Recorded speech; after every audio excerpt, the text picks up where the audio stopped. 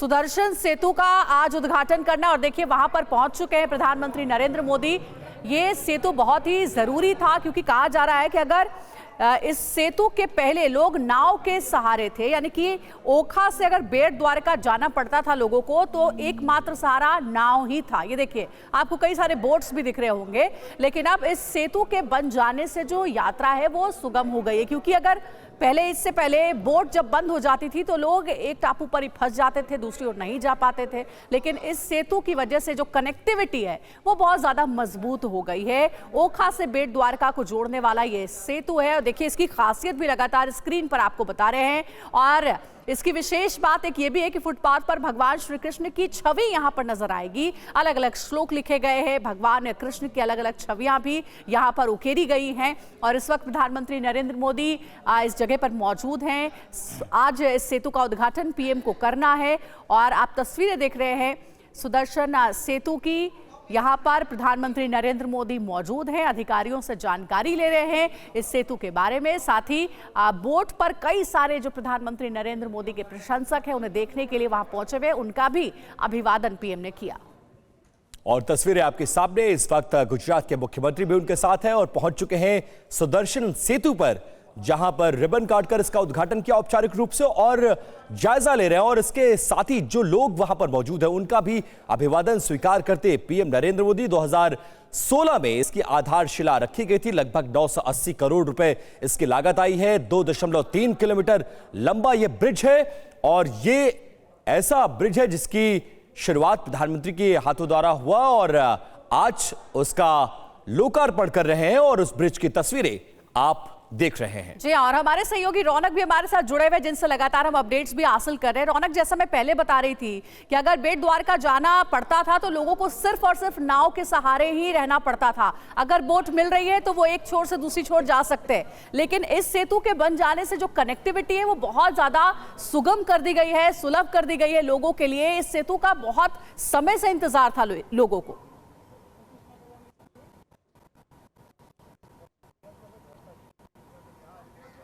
जी बिल्कुल से जो आज लोकार्पण हो रहा है, जिसे TV9 जो दृश्य दिखा रहा है, वो सुदर्शन सेतु क्यों बनाना पड़ा, इसकी आवश्यकता के बारे में जैसे आप बता रहे थे कि ओखा से 30 किलोमीटर का जो अंतर है वो बेट द्वारका का है। मतलब वहां जाने के लिए एक विशेष जो फेरी वहां पर चलती थी, उसका इस्तेमाल लोग वहां पर जो श्रद्धालु थे वो करते थे। सेतु बनने के वजह से लोगों को जो कनेक्टिविटी है वो बेहतर प्रदान करेगी।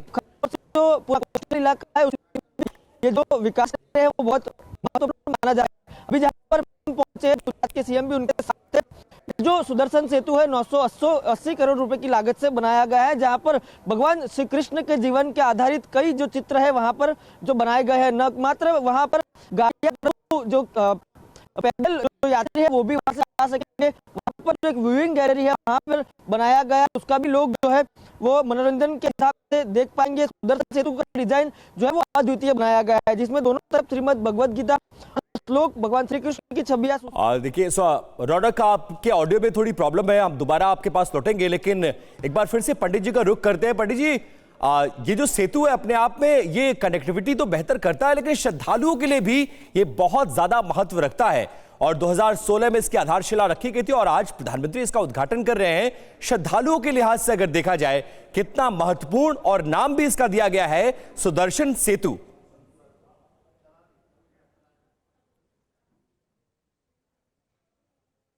जी बिल्कुल।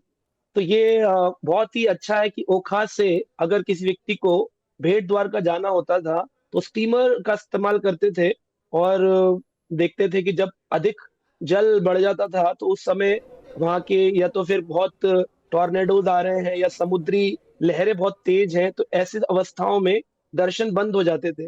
लेकिन अब ये सुदर्शन जो ब्रिज है, सेतु जो है, जैसे भगवान श्री राम ने राम सेतु बनाया था, उसी प्रकार सुदर्शन सेतु आज हम सबको एक नई पहचान प्रदान कर रहा है। और भगवान के ही एक आयुध है, जैसे भगवान 4 आयुध लेते हैं, शंख चक्र कमल गदा, तो उसमें से जो चक्र भगवान का है सुदर्शन, उसी के नाम पर यह स्थापित सभी भक्तों को कल्याण करने के लिए। और बहुत ही आसानी से अब हर व्यक्ति भगवान श्री द्वारकाधीश के, जहां पर सुदामा जी के साथ भगवान की भेंट हुई, उस भेंट द्वारका में दर्शन कर पाएंगे। तो इससे अच्छी और क्या सौगात हो सकती है। कहते हैं शास्त्रों में आता है भागवत में कि विनिर्मितम सुर, देवताओं ने इस द्वारका नगरी का निर्माण किया था जी। और इसमें भगवान के स्वर्ग से परिजात आदि वृक्ष लाए गए थे। तो उसी प्रकार की अनुभूति आज हो रही है कि फिर से पुनः 5000 साल बाद आज बिल्कुल वही बिल्कुल मुकुंद जी, आप द्वारकाधीश ठीक कह नगरी। रहे हैं कि जो श्रद्धालु हैं, जो द्वारकाधीश पहुंचना चाहते थे, भगवान के दर्शन करना चाहते थे, उनकी यात्रा को और सुगम बना देगा ये सुदर्शन सेतु, जिसका आज उद्घाटन करने के लिए प्रधानमंत्री नरेंद्र मोदी द्वारका में मौजूद है।